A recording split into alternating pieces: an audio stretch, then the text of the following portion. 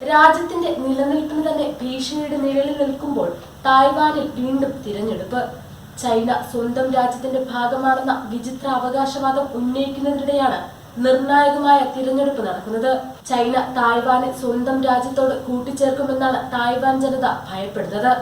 സ്വതന്ത്ര സ്വയംഭരണ ദ്വീപിനെ തങ്ങളുടെ സാമ്രാജ്യത്തിന്റെ ഭാഗമായി കണക്കാക്കുന്ന ചൈനയെ സംബന്ധിച്ചും ഈ തിരഞ്ഞെടുപ്പ് ഏറെ നിർണായകമാണ്. ചൈനയുടെ ചരിത്രത്തിലാദ്യമായി മൂന്നാം തവണയും ഭരണം നിലനിർത്തിയ പ്രസിഡന്റ് ഷീ ജിൻപിങ് ഒരേയൊരു ചൈന എന്ന സങ്കല്പം യാഥാർത്ഥ്യമാക്കുമെന്ന് പ്രഖ്യാപിച്ചിരുന്നു. ഇതോടെ തായ്വാൻ കടുത്ത പ്രതിസന്ധിയാണ് നേരിടുന്നത്. തായ്വാനെതിരെ ചൈന സൈനിക നടപടികൾ ശക്തമാക്കുമോ, നിർത്തിവെച്ച ഉഭയകക്ഷി സംഭാഷണങ്ങൾ പുനരാരംഭിക്കുമോ, ദ്വീപിനുമേലുള്ള അവകാശവാദം വീണ്ടും സജീവമാക്കുമോ എന്നെല്ലാം തീരുമാനിക്കുന്നത് ഈ തിരഞ്ഞെടുപ്പ് ഫലമാണ്. അതുകൊണ്ട് തന്നെയാണ് സൈനിക ഭീഷണിയിലൂടെയും നയതന്ത്ര സമ്മർദ്ദത്തിലൂടെയും വ്യാജ വാർത്തകളിലൂടെയുമൊക്കെ തായ്വാനിലെ വോട്ടർമാരെ ചൈന സ്വാധീനിക്കാൻ ശ്രമിച്ചുകൊണ്ടിരിക്കുന്നത്. ബെയ്ജിങ്ങിന് താല്പര്യമുള്ള സ്ഥാനാർത്ഥികളേക്ക് വോട്ട് മാറ്റുന്നതിനായി ചൈന തിരഞ്ഞെടുപ്പ് പ്രചാരണത്തിൽ ഉൾപ്പെടെ വൻ ഇടപെടലുകളാണ് നടത്തിയിരിക്കുന്നത്. മിസൈൽ വർഷിച്ചും മറ്റും തായ്വാനിലെ വോട്ടർമാരെ സ്വാധീനിക്കാൻ 1996-ലെയും 2000-ലെയും തിരഞ്ഞെടുപ്പുകളിൽ ചൈന ശ്രമിച്ചിരുന്നു. എന്നാൽ അതൊക്കെയും ചൈനയ്ക്ക് തിരിച്ചടിയായി. തായ്വാനെ സംബന്ധിച്ച് ഈ തിരഞ്ഞെടുപ്പിലെ വെല്ലുവിളികൾ പലതാണ്. ആസൂത്രിത വ്യാജ പ്രചാരണങ്ങളും വ്യാജ വാർത്തകളും സൈബർ ആക്രമണങ്ങളും തിരഞ്ഞെടുപ്പിനെ സ്വാധീനിച്ചേക്കാം. US അനുകൂല ഡെമോക്രാറ്റിക് പ്രോഗ്രസീവ് പാർട്ടിയും ചൈന അനുകൂല കുമിന്താങ് പാർട്ടിയും US-നെയും ചൈനയെയും ഉൾക്കൊള്ളുന്ന സന്തുലിത സമീപനമാണ് രാജ്യത്തിന് വേണ്ടതെന്ന് വിശ്വസിക്കുന്ന തായ്വാൻ പീപ്പിൾസ് പാർട്ടിയും തമ്മിലുള്ള ത്രികോണ മത്സരമാണ് ഇത്തവണ നടക്കുന്നത്.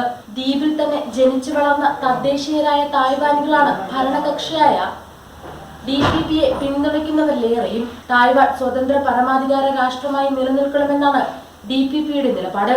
ഒരു രാജ്യം രണ്ട് ഭരണവ്യവസ്ഥ എന്നതുപോലുള്ള ഹോങ്കോങ് മോഡൽ തായ്വാനിൽ നടപ്പാക്കാൻ പാടില്ലെന്നും DPP വിശ്വസിക്കുന്നുണ്ട്. ഇനി കുമിതാങ്ങുകളിലേക്ക് വന്നാൽ ചൈനയിലാണ് അവരുടെ വേരുകൾ.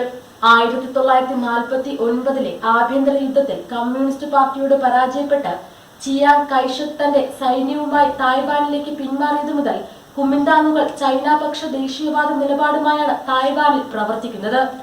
1986 വരെ തായ്വാൻ പട്ടാള ഭരണത്തിലായിരുന്നു.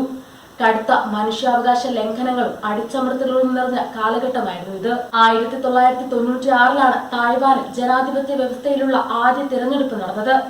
അതിനുശേഷം തായ്വാൻ ജനത ഇതുവരെ 7 തവണ പ്രസിഡന്റിനെ തിരഞ്ഞെടുക്കാൻ വോട്ട് ചെയ്തിട്ടുണ്ട്. ഇപ്പോൾ മിതവാദികളായി അറിയപ്പെടുന്ന കുമിന്താങ്ങുകൾ ജനാധിപത്യ വ്യവസ്ഥയെ പിന്തുണയ്ക്കുന്നുണ്ടെങ്കിലും ചൈനയുമായി സമാധാനപൂർണമായ ബന്ധമാണ് തായ്വാന്റെ നല്ല ഭാവിക്ക് വേണ്ടതെന്ന് കരുതുന്നവരാണിവർ. പ്രസിഡന്റ് തിരഞ്ഞെടുപ്പിൽ മത്സരിക്കുന്ന 3 പാർട്ടികൾക്കും പ്രധാനമായും അഭിപ്രായ വ്യത്യാസമുള്ളത് ചൈനയോടുള്ള സമീപനത്തിന്റെ കാര്യത്തിലാണ്. DPP-യുടെ പ്രസിഡന്റ് സ്ഥാനാർത്ഥി ലായ് സിംഗ്-ദയാണ് അധികാരത്തിലേറുന്നതെങ്കിൽ ഭാവി ചൈനയുടെ ഭാഗത്തു നിന്ന് ഉണ്ടായേക്കാനിടയുള്ള ആക്രമണം തടയാൻ സൈനിക സന്നാഹങ്ങൾ ബലപ്പെടുത്തും. അതിന് US-ന്റെ സഹായവും ലഭിക്കും. US-ലെ മുൻ സ്ഥാനാപതി ഹിസിയാവോ ബി കിമാണ് DPP-യുടെ വൈസ് പ്രസിഡന്റ് സ്ഥാനാർത്ഥി. പാർട്ടി അധികാരത്തിലെത്തിയാൽ വരും നാളുകളിൽ ചൈന പ്രകോപനം ശക്തിപ്പെടുത്താനും ചൈന തായ്വാൻ ബന്ധം കൂടുതൽ സംഘർഷഭരിതമാക്കാനും സാധ്യതയുണ്ട്. അതേസമയം പ്രതിപക്ഷ കക്ഷിയായ കുമിന്താങ്ങുകളുടെ പ്രസിഡന്റ് സ്ഥാനാർത്ഥി ഹുയുയിങ് ആണ് ജയിക്കുന്നതെങ്കിൽ ചൈനയുമായുള്ള നയതന്ത്ര ബന്ധം പുനഃസ്ഥാപിക്കുമെന്ന് തീർച്ച.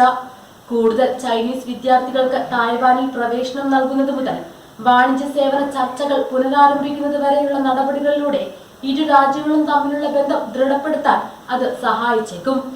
പക്ഷേ ഷീ ജിൻപിങ്ങിനോട് കുമിന്താങ്ങുകൾക്കുള്ള ചായ്വ് കണക്കിലെടുക്കുമ്പോൾ തായ്വാനെ ചൈനയുമായി എളുപ്പത്തിൽ ലയിപ്പിക്കാനുള്ള അവസരമായി ചൈനീസ് പ്രസിഡന്റ് അതിനെ കണ്ടേക്കും. തായ്വാൻ പീപ്പിൾസ് പാർട്ടി നേതാവ് കോ വെൻജിയുടെ നിലപാടിൽ ഇപ്പോഴും അവ്യക്തതയുണ്ട്.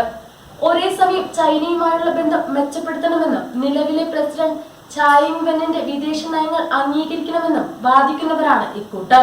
DPP-യും കുമിന്താങ്ങുകളും തമ്മിൽ ഇഞ്ചോടിഞ്ച് മത്സരമാണ് നടക്കുന്നതെങ്കിൽ തിരഞ്ഞെടുപ്പിൽ നിർണായക പങ്കുവഹിക്കാൻ അദ്ദേഹത്തിന് കഴിഞ്ഞേക്കും. നിലവിലെ സാഹചര്യത്തിൽ ഭരണകക്ഷിയായ DPP-ക്ക് തന്നെ ഭൂരിപക്ഷം കിട്ടുന്ന ലക്ഷണമാണെങ്കിലും തിരഞ്ഞെടുപ്പിന് ശേഷം സഖ്യം രൂപീകരിച്ച് തായ്വാനിലെ ആദ്യത്തെ കൂട്ടുകക്ഷി സർക്കാർ ഉണ്ടാക്കാനുള്ള സാധ്യത കുമിന്താങ്ങുകളും DPP-യും തള്ളിക്കളയുന്നില്ല. സമീപകാലത്ത് ദ്വീപിലെ 23 ദശലക്ഷം ആളുകളെ ഭയപ്പെടുത്താനും അമേരിക്കയുടെ പിന്തുണയുള്ള സൈന്യത്തെ തളർത്താനും ചൈന തായ്വാനിലേക്ക് യുദ്ധക്കപ്പലുകളും യുദ്ധവിമാനങ്ങളും വിന്യസിച്ചിരുന്നു. ഒന്നുറപ്പാണ്, ഇനി തിരഞ്ഞെടുപ്പ് ഫലം എന്തു തന്നെയായാലും അതിന്റെ പ്രത്യാഘാതങ്ങൾ ചെറുതല്ല. രാജ്യാന്തര ഗതാഗതത്തിലെ മുഖ്യ കേന്ദ്രമെന്ന നിലയിൽ തായ്വാൻ കടലിടുക്കിന്റെ സുരക്ഷയും സംരക്ഷണവും ഏറെ പ്രധാനപ്പെട്ട വിഷയമാണ്. കാരണം ലോകത്തിലെ ആകെ ചരക്കു നീക്കത്തിന്റെ പകുതിയിലേറെയും കടന്നുപോകുന്നത് ഇതുവഴിയാണ്. എന്തിന് ഇന്ന് ലോകത്തിൽ ഉപയോഗിക്കുന്ന അത്യാധുനിക സെമി കണ്ടക്ടർ ചിപ്പുകളിൽ 90% ഉൽപ്പാദിപ്പിച്ചിരിക്കുന്നത് തായ്വാനിലാണ്. അതിനാലാണ് തായ്വാൻ കടലിടുക്കിൽ ആധിപത്യം പുലർത്താനും വിതരണ ശൃംഖല നിയന്ത്രിക്കാനുമുള്ള ചൈനയുടെ ശ്രമങ്ങൾ തടയാൻ US ശ്രമിക്കുന്നത്.